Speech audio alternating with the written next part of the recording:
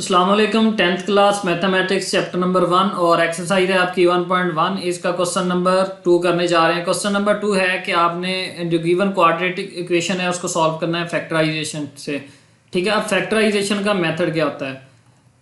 Factorise इसका method होता है कि जो आपको गिवन क्वाड्रेटिक इक्वेशन दी है उसको आपने सॉल्व करना है इस तरह से कि इसका फर्स्ट वाला आपने लास्ट वाले से मल्टीप्लाई करना होता है। ठीक है, फर्स्ट वाले को लास्ट वाले से मल्टीप्लाई करना है, जो आंसर है वो आपने साइड पे लिख लेना है। ठीक है, अब सेंटर वाले को उठाना है। सेंटर वाले के दो टुकड़े इस तरह से करने हैं कि अगर उन दो टुकड़ों को, ये इसके दो टुकड़े करने हैं। ठीक है, अगर उन दो टुकड़ों को प्लस किया जाए, ठीक है, अगर इन दोनों को प्लस किया जाए तो रिवर्स यही आंसर आए, प्लस या माइनस किया जाए। ठीक है, और अगर इन दोनों टुकड़ों को मल्टीप्लाई किया जाए, ठीक है, मल्टीप्लाई किया जाए तो जो हमने इधर साइड पे आंसर लिखा है ये वाला आंसर मिले। ठीक है, क्या समझ आई कि फर्स्ट और लास्ट को आपने मल्टीप्लाई करना है, जो आंसर आए वो आपने साइड पे लिख लेना है। अब सेंटर वाले के दो टुकड़े ऐसे बनाने हैं जिनको अगर प्लस माइनस किया जाए तो वही दोबारा आंसर आ जाए, यानी सेंटर वाला ऑब्टेन हो। अगर उन दोनों को मल्टीप्लाई किया जाए तो हमें ये आंसर मिले जो हमने साइड पे लिखा है। इसकी मज़ीद जो समझ है आपको अच्छी तरह से तब आएगी जब आप क्वेश्चन करेंगे। ठीक है, तो इसका क्वेश्चन नंबर जो 2 का पार्ट नंबर 1 है वो है x square minus x minus 20 equal to 0। ये क्वेश्चन आपको दिया गया है, इसको आपने सॉल्व करना है फैक्टराइजेशन से। तो इसको सॉल्व कर लेते हैं। देखें इसका कोफिशिएंट कितना है 1। अब 1 को अगर हम 20 से मल्टीप्लाई करें तो कितना बनता है 20। ठीक है, एक्स स्क्वायर वो वैसे आ जाएगा, आप सिर्फ 20 लिख लें।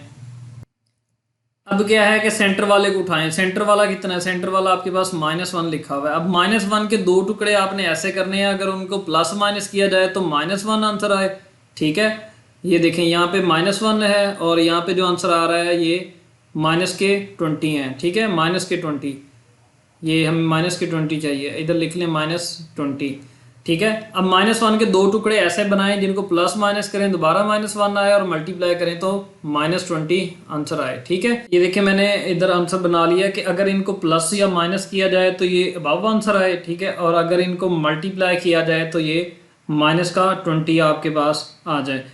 अब हमें कैसे पता चलेगा कि हमने दो टुकड़े कौन से लेने हैं? अब देखें, एक है बाहर वाला, ये देखिए इनको मल्टीप्लाई करके -20 आया और दरमियान वाला है -1। अब माइनस को इग्नोर करके देखें, ये 20 है और ये 1 है। जो बड़ा होगा उसको आपने फैक्टराइज कर लेना। बड़ा कौन सा है 20, तो 20 को यहाँ पे लिखें, इसको फैक्टराइज करें। 2 10 2 5 और 5 1। ठीक है, छोटे नंबर से स्टार्ट करते हैं, ये लिख दिया। अब देखें कि यहाँ पे हमारे पास पॉसिबिलिटीज़ कितनी है। 1 मल्टीप्लाई बाय 20 भी कितना होता है 20। ठीक है, 2 मल्टीप्लाई बाय 10 भी कितना होता है 20। अब 4 मल्टीप्लाई बाय 5 भी कितना होता है 20। ठीक है, अब ये देखें 1 को 20 से मल्टीप्लाई किया 20, 2 मल्टीप्लाई बाय 10 करें तो 20। ठीक है, ये 2 to the 4 कर लो, 4 मल्टीप्लाई बाय 5 करें तो भी 20 आंसर आता है। ये तीन पॉसिबिलिटीज़ हैं। अब इन पॉसिबिलिटीज़ के अंदर देखें, -20 हम बना लेंगे, फिलहाल 20 बना के देखो, क्या 1 और 20 को प्लस माइनस करके आंसर 1 आएगा? देखिए मल्टीप्लाई करके तो 20 आ रहा है, मल्टीप्लाई करके 20 आ रहा है, लेकिन इनको प्लस माइनस करके -1 आएगा? इसका नहीं आता। इसको क्रॉस कर दें। क्या 2 और 10 को प्लस या माइनस करें आंसर -1 आएगा? नहीं, ये भी क्रॉस कर दें।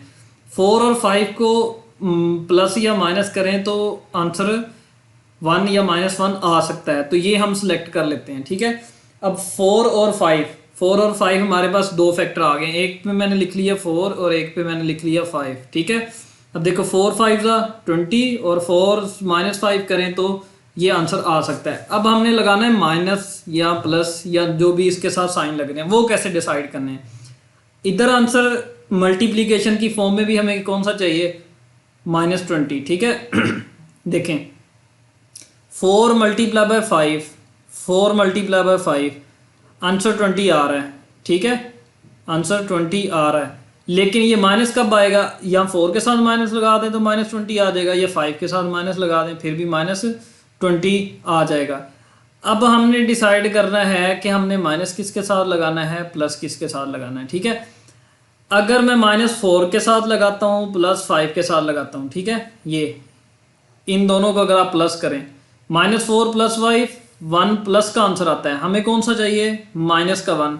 तो -5 + 4 आंसर इस वक्त -1 आ रहा है। इसका शॉर्ट हिंट देख लें, शॉर्ट हिंट देख लें कि अगर हमें नेगेटिव आंसर चाहिए, ये वाला साइड वाला आंसर नेगेटिव चाहिए, ठीक है, फिर हमें 2 नंबर ऐसे लेने होते हैं जिनको माइनस करना होता है, हमेशा माइनस करना होता है, ठीक है। एक के साथ फिर प्लस लगता है, एक के साथ माइनस लगता है। लेकिन जब डिफरेंट साइन हो फिर माइनस होते हैं, जब सेम साइन हो तो फिर प्लस होते हैं। अब डिफरेंट साइन है, डिफरेंट हमने प्लस, अगर यहाँ पे सेंटर वाले में हमें माइनस चाहिए तो हम बड़े बड़े वाले के साथ माइनस लगाएंगे, अगर सेंटर में हमें प्लस चाहिए तो बड़े वाले के साथ प्लस लगा देंगे, ठीक है। अब इससे भी शॉर्ट आप देख लें कि बहुत पैसा मिलेगा। अब हिंट जो है फैक्टराइजेशन का असल हिंट, अब जो फैक्टराइजेशन का असल हिंट है, जो शॉर्टकट्स हैं, वो ये है कि अगर आपको ax² + bx + c ये 3 वैल्यूज़ हैं, क्वाड्रेटिक इक्वेशन स्टैंडर्ड फॉर्म में है, तो आप फर्स्ट को लास्ट से मल्टीप्लाई किया, इसका जो आंसर आया वो आपने साइड पे लिख लिया है, ठीक है, AC। अब उसके बाद आपने इधर से ये वैल्यू उठानी है, ठीक है, ये वैल्यू उठा के अब इधर से आपने ये वैल्यू उठानी है, ये वैल्यू उठा के इसके 2 टुकड़े करने हैं, ठीक है, 2 टुकड़े करके इधर जो इसके आपने 2 टुकड़े करने हैं, जिनको प्लस या माइनस किया जाए तो रिवर्स ये आंसर आए, और अगर इनको मल्टीप्लाई किया जाए तो ये वाला आंसर आना लाजमी है, ठीक है। अब टुकड़े हमने कैसे ढूंढने हैं वो हमने देखना है कि अगर AC बड़ा है तो AC को हम फैक्टराइज करेंगे इस तरह से, ठीक है, ये फैक्टराइजेशन। अगर B बड़ा है तो B की फैक्टराइजेशन करेंगे। देखें यहाँ पे फर्स्ट और लास्ट को मल्टीप्लाई करके जो आंसर आया था वो हमने साइड पे लिखा कि -20 है, ये देखो, ये मैंने -20 साइड पे लिखा। फिर -1 दरमियान में -1 है, -1 के हमने 2 टुकड़े ऐसे करने हैं जिनको प्लस माइनस करें तो -1 आए, मल्टीप्लाई करें तो -20 आए, ठीक है। अब जब हमें रिक्वायर आंसर माइनस का होता है तो ये याद रखें, जो 2 टुकड़े आने हैं वो एक प्लस का होगा, एक माइनस का होगा। अगर यहाँ पे प्लस का आंसर चाहिए तो फिर दोनों टुकड़े या तो प्लस के आएंगे या दोनों माइनस के आएंगे। ये याद रखें कि अगर प्लस का 20 चाहिए होता फिर यहाँ दोनों माइनस के आने थे ये टुकड़े, या दोनों प्लस के आने थे, ठीक है। अगर ये देखिए जैसे अभी हमें -20 चाहिए तो फिर यहाँ हमें दोनों टुकड़े, एक प्लस का चाहिए और एक माइनस का चाहिए। फिर देखिए कि अगर सेंटर वाली वैल्यू भी आपको माइनस की चाहिए तो बड़े वाले के साथ आपने माइनस लगा देना है, ठीक है। अगर आपकी सेंट्रल वैल्यू प्लस की चाहिए तो फिर बड़े वाले के साथ आपने प्लस लगा देना है। ये टोटल हिंट है इसका, ठीक है। ये मैंने आपको समझा दिया। ये इसको सॉल्व किस तरह से करना है, सॉल्व ये ऐसे शुरू करना है कि x² पहला वैसे का वैसे, -20 वैसे का वैसे आपने लिख देना है, ठीक है। अब देखिए ये 4 और -5 है, प्लस का 4 है, +4 लिखा, -5 है, -5 लिख दें। इन दोनों के साथ क्या लगा देना है आपने, x। अगर ये y में होती इक्वेशन तो दोनों के साथ y लगा देते, अगर ये x में है तो x में आपने लिख देना है। अब देखें फर्स्ट 2 में से कॉमन ले लें, सेकंड 2 में से कॉमन ले लें। फर्स्ट 2 में से कॉमन आ रहा है सिर्फ x, तो क्या बच जाएगा x। ये देखें स्क्वायर था, एक x कॉमन चला गया, सिर्फ एक x बच गया। +4 में से x कॉमन चला गया, सिर्फ 4 बच गया। इसी तरह से -5 कॉमन चला जाएगा तो क्या बचेगा, सिर्फ x। -5 तो बाहर चला गया, सिर्फ x बचा। इधर से माइनस कॉमन चला गया, क्या बचेगा, प्लस, ठीक है। और 20 में से 5 कॉमन निकालें।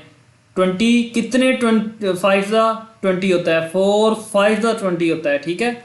ऐसा नहीं है कि आप 20 में से 5 निकालें और यहाँ पे 15 लिख देनी, ऐसा नहीं करना। 5 का टेबल कितने तक पढ़ें कि आंसर 20 आ जाए, तो 4 लिखेंगे यहाँ पे =0।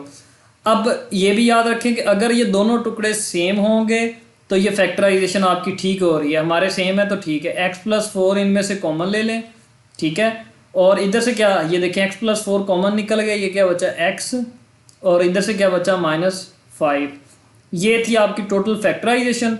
9th में आप यहाँ तक करते थे, 10th में आपने इसका आंसर निकालना है। ये देखो ये वाला भी =0 है, ये वाला भी =0 है, तो लिख दें x+4 =0, ठीक है। दरमियान में एक लाइन लगानी है। दूसरा x-5 भी =0। अब क्या है कि x+4 उधर जाके क्या हो जाएगा, -4। ये एक आंसर आ गया, ठीक है। और x उधर जा क्या हो जाएगा +5। तो ये एक आंसर आ गया। ठीक है, उम्मीद है ये क्वेश्चन आपको समझ आया होगा। मज़ीद हम अगले क्वेश्चन करते हैं तो ये आपको अच्छी तरह से समझ आ जाएगी। अब आपका पार्ट नंबर 2 है, क्वेश्चन नंबर 2 का पार्ट नंबर 2।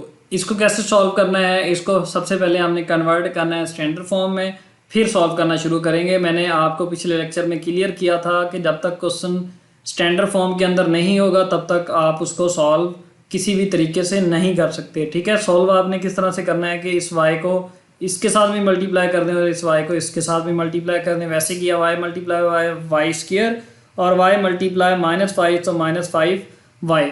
अब क्या करना है, इस सारे को उठा के आप दूसरी साइड पे ले जाएं तो ऑलरेडी उधर क्या है 3y² उधर है, ये y² उधर जाके माइनस हो गया और ये -5y उधर जाके +5y हो गया। ठीक है, और इक्वल की साइड पे क्या बच गया, सिर्फ 0। अब क्या करना है कि y² वाले आपस में प्लस माइनस हो जाएंगे। कितने 3y में से एक y² को माइनस कर दिया तो कितने बचेंगे 2y² प्लस y वाली सिर्फ एक वैल्यू तो वो सिर्फ 5y लिख दें। ठीक है, अब ये 3 वैल्यूज़ होती तो हम उस मेथड से सॉल्व करते। ये सिर्फ 2 वैल्यूज़ हैं तो 2 में से कॉमन ले लें। क्या चीज़ कॉमन आ रही है, दोनों में से सिर्फ y कॉमन आ रहा है तो इधर से 2 बच गया और एक y² में से एक y कॉमन चला गया, एक बच गया। इधर से 5 और एक y जो था वो हमने कॉमन ले लिया, ये सिर्फ बच गया 5 इक्वल टू 0। अब देखें यहाँ पे दोनों टुकड़े किसके इक्वल हैं, y भी इक्वल टू 0 है।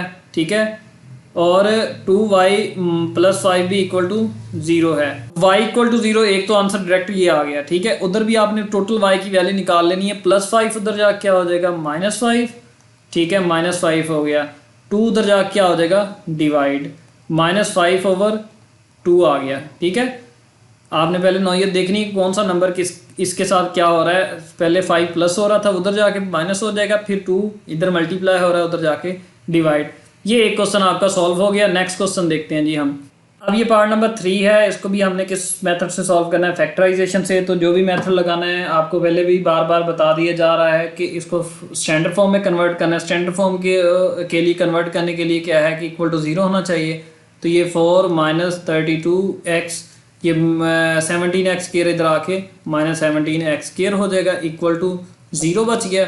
अब इसको अरेंज कर लें। स्टैंडर्ड फॉर्म क्या होती है कि ax² + bx + c equal to 0, यानी सबसे पहले x² वाली आती है, फिर x वाली, फिर कांस्टेंट, फिर इक्वल टू 0। तो हम भी लिख लेते हैं -17x² - 32x प्लस का 4। ठीक है, ये देखिए 4 के साथ यहाँ पे साइन होना चाहिए था, कोई भी साइन नहीं है तो ये कौन सा है, प्लस का 4 है। अब क्या कर लेना है आपने, इसको पॉजिटिव कर लेना है। फर्स्ट वाला कोफिशिएंट जो है ना, x² का कोफिशिएंट अगर प्लस का होगा तो ज़्यादा बेहतर है। तो वो मैंने बताया था कि कैसे करते हैं। आपने दिस इम्प्लाइज दैट लगाना है ये, और यानी ये एरो लगाना है और इन सब के साइन चेंज कर देने हैं। वैसे भी इसको अगर सारे को उठा के उधर ले जाते तो ये प्लस का ही होना था। ठीक है, कोई फ़र्क नहीं पड़ने वाला, आप इनके सबके साइन चेंज कर लें। माइनस का 17x² है, प्लस का हो गया, माइनस का 32 भी प्लस का 32 हो गया, और +4 - 4 हो गया, इक्वल टू 0। अब ये होगी हमारी स्टैंडर्ड फॉर्म। स्टैंडर्ड फॉर्म होगी, अब इसको कन्वर्ट करते हैं। 17 × 4 कितने होते हैं, ये 68 होते हैं। ठीक है, ये 68 है। अब एक तो आंसर आ गया ओवरऑल जिनको मल्टीप्लाई किया, यानी फर्स्ट और लास्ट को मल्टीप्लाई किया तो 68 आंसर आ गया है। उसके बाद हम क्या करने वाले हैं कि सेंटर वाले को उठाएंगे। सेंटर वाला देखिए 68 जो आया ये माइनस का है। ठीक है, ये ख्याल करें, जो 68 आया है ये माइनस का 68 है, और हमने प्लस का 32 उठाना है। 32 इसके दो टुकड़े ऐसे बनाने हैं जिनको प्लस माइनस करें। ठीक है, प्लस माइनस करें तो दोबारा यही आंसर आए 32, और मल्टीप्लाई करें तो 68 आए। 68 इनमें से बड़ा है, 68 को उठाएं, 68 को आप फैक्टराइज कर लें। ठीक है, 2 से होगा, कितने हो जाएंगे 3 और 4।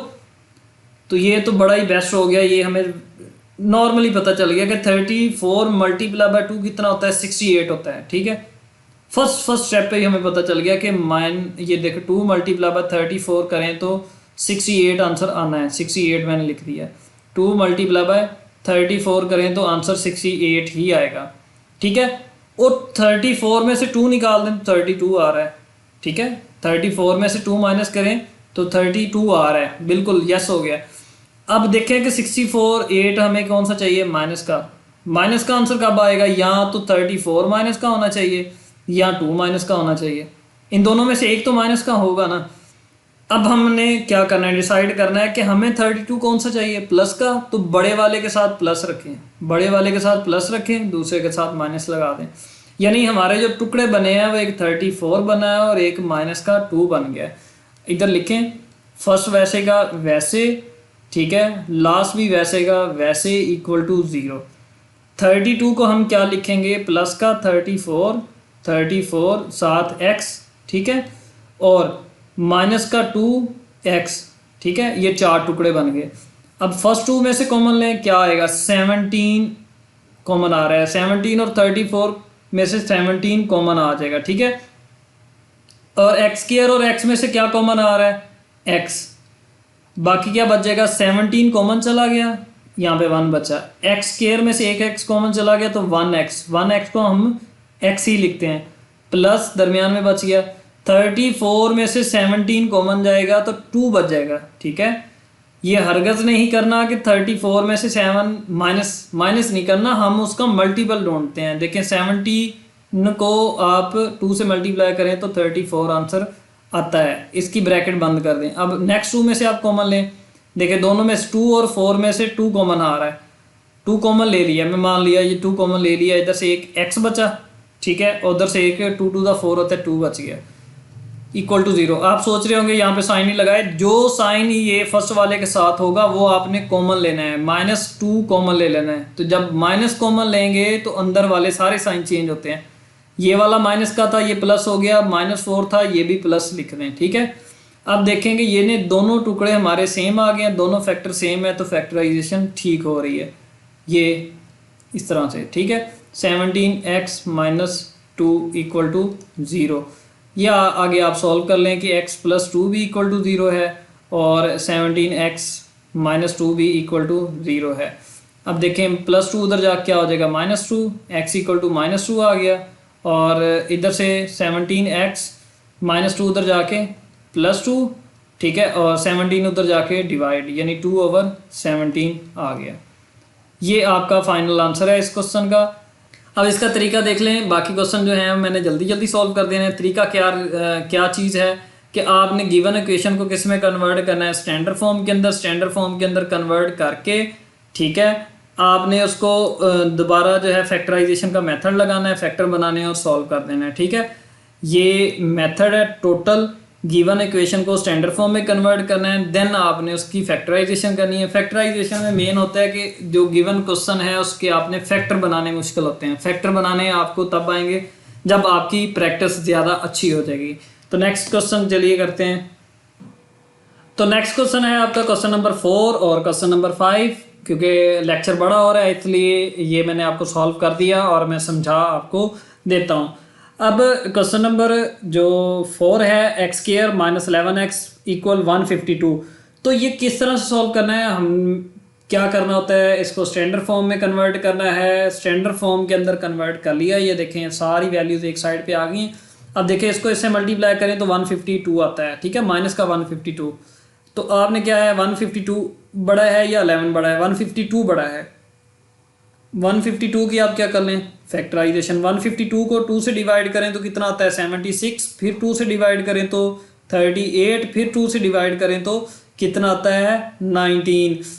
अब मतलब क्या है कि अगर 2 × 76 करें तो भी 152 आएगा, 2 to the 4, 4 × 38 करें तो भी 152 आएगा, 2 to the 4, 4 to the 8, 8 × 19 करें तो भी 152 आएगा। अब 2 × 76, 2 × 76 भी होता है, 4 × 38 भी 152 होता है, ठीक है, और 8 × 19 भी कितना होता है, 152। अब इनको अगर प्लस माइनस करें आंसर 11 नहीं आता, इनको करके 11 नहीं आता, ये लास्ट वाले फैक्टर से 11 आता है, ठीक है। 11 हमें माइनस का चाहिए, एक इनमें से 19 को प्लस का रख लें या माइनस का रख लें, और 8 को या प्लस का या माइनस का, यानी एक हमने प्लस का रखना है, एक हमने माइनस का रखना है। तो 11 माइनस का चाहिए था, बड़ी वैल्यू के साथ मैंने माइनस लगाया, छोटी के साथ प्लस लगाया, और इनको सॉल्व कर देना है। दोनों में से फैक्टर कॉमन ले लिए, इधर से x कॉमन आ गया तो क्या बच जाएगा, x - 19 इधर से 8 कॉमन आ रहा है तो 8 कॉमन लेके x माइनस 19। उसके बाद दोनों के फैक्टर ये देखें सेम आ गए, फैक्टराइजेशन ठीक हो रही है। x माइनस 19 कॉमन ले ले, बाकी क्या बचा x plus 8 equal to 0। x minus 19 equal to 0, x plus 8 equal to 0। तो माइनस 19 उधर जाके प्लस हो गया, प्लस 8 भी उधर जाके माइनस हो गया। ठीक है, ये आपका आंसर आ गया। अब ये क्वेश्चन जो है, इस तरह का क्वेश्चन आपने बिल्कुल ऐसा ही क्वेश्चन इसी नौइयत का जो है आपने क्वेश्चन नंबर 1 के अंदर भी किया था, जो कि पिछले लेक्चर में हमने कवर किया था कि उसको हमने स्टैंडर्ड फॉर्म में किस तरह से कन्वर्ट करना है। ठीक है, क्या है कि हमने एलसीएम लेना होता है, एलसीएम लेके दोनों तरफ मल्टीप्लाई कर देना होता है। ठीक है, क्या करना है, हमने एलसीएम लिया, ये एलसीएम लेके दोनों तरफ मल्टीप्लाई कर दिया। ये देखें एलसीएम को मैंने वाइट कलर रखा है और जो क्वेश्चन था वो येलो कलर में ही है। देखें ये इस फैक्टर के साथ भी एलसीएम मल्टीप्लाई कर दिया, इस फैक्टर के साथ भी एलसीएम मल्टीप्लाई कर दिया और इक्वल की दूसरी साइड पे भी एलसीएम मल्टीप्लाई कर दिया। अब जो कैंसिल आउट हो रहे हैं, इधर से एक x कैंसिल आउट हो रहा है, बाकी क्या बचेगा 12x प्लस 1 और x प्लस 1, 12x प्लस 1 और x प्लस 1 प्लस इधर से कैंसिल क्या हो रहा है, x प्लस 1 कैंसिल हो गया, बाकी क्या बचेगा 12x और multiply by x, 12x multiply by x। इधर से क्या कैंसिल हो रहा है 12 और इधर से क्या कैंसिल हो रहा है 12 कैंसिल हो के x बच गया, 25 बच गया और x प्लस 1 बच गया। 25 मैंने न्यूमेरिकल वैल्यू आप शुरू में लिखते होते हैं, कोशिश किया करें, और x लिखा फिर x प्लस 1, इनको मल्टीप्लाई कर लें, इन दोनों को मल्टीप्लाई करेंगे आपके पास ये आंसर आएगा। ठीक है, पहले आपके पास 4 आंसर आएंगे, इनको मल्टीप्लाई करके उनको सॉल्व करेंगे तो फाइनल ये आंसर आ जाएगा और अंदर 12 मल्टीप्लाई कर दें। ठीक है, ये हो गया। इसी तरह से x multiply by x, x square, 12x square ये लिख दिया। वो उधर प्लस वैल्यूज हो रही हैं, उनको भी मल्टीप्लाई कर लिए, प्लस हो रही हैं तो इधर आके माइनस। ठीक है, अब एक साइड पे हमने इकट्ठे कर लिया है तो 12x स्क्वायर और 12x स्क्वायर ये देखें कितने हो जाएंगे 24x स्क्वायर, और x स्क्वायर वाली वैल्यू और कौन सी है 25x स्क्वायर, वो इसके साथ लिख दी। अब ये x वाली वैल्यू है और ये x वाली वैल्यू है, इनको एक साथ लिख लें, ये लिख दिया ये वाली। ठीक है, उसके बाद कांस्टेंट वैल्यू कौन सी है प्लस 12 लिख के इक्वल टू 0 हो गया। अब क्या करना है, एक्स स्क्वायर वाली को आपस में हमने सॉल्व करना है, एक्स स्क्वायर वाली को आपस में सॉल्व कर दिया, एक्स वाली को आपस में सॉल्व करना है, और कांस्टेंट अगर हैं 2 तो उनको आपस में कर लें। कांस्टेंट हमारे पास 12 था और 12 ऐसे लिख दिया। उसके बाद क्या है, स्टैंडर्ड फॉर्म में हम कोशिश करते हैं फर्स्ट वाली वैल्यू पॉजिटिव हो, उसको पॉजिटिव बनाने के लिए हमने दिस इम्प्लाइज दैट लगा के इनके साइन चेंज कर देने हैं। ठीक है, इसका मतलब होता है हम कुछ चेंजिंग कर रहे हैं, बस आप इतना समझ लें।